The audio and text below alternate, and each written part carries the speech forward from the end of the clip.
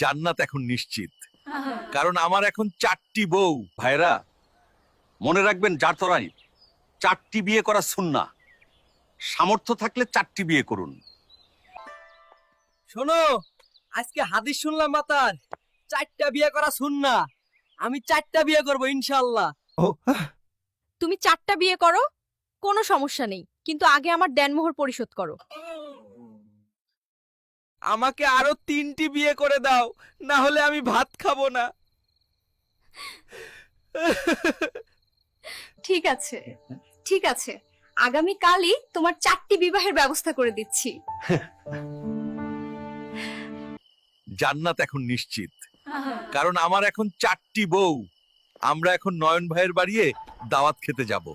নয়ন ভাই, আপনার বন্ধু শামীম ভাই সেও 4টি বিয়ে করতে চায়। তার জন্য মেয়ে দেখা শুরু করুন। আমরা সকলেই মিলে গিয়ে তার বিয়ে খাবো। আমরা দুজনে 4টি করে বিয়ে করেছি। আমরা সকলেই মিলেমিশে একসাথে থাকি। 4টি বিয়ে করুন, সংসার সুখের গড়ে তুলুন। আসসালামু আলাইকুম। ইসলামে 4টি বিয়ের সুযোগ রাখা হয়েছে, তবে এটি সামর্থ্য আর নিয়তের উপর নির্ভর করে। বিয়ে সম্পর্কটা কেবল সংখ্যা নয়, এটি ভালোবাসা, ন্যায় বিচার আর সম্মানের বন্ধন। যদি ন্যায্যতা আর ভালোবাসা বজায় থাকে, তাহলে 4 স্ত্রী নিয়েও সংসার শান্তিপূর্ণ আর সুখী হতে পারে। আমরা সকলকে আহ্বান জানাচ্ছি, ইসলামিক শিক্ষাগুলো মেনে ন্যায়পরায়ণ জীবন গড়ে তুলুন।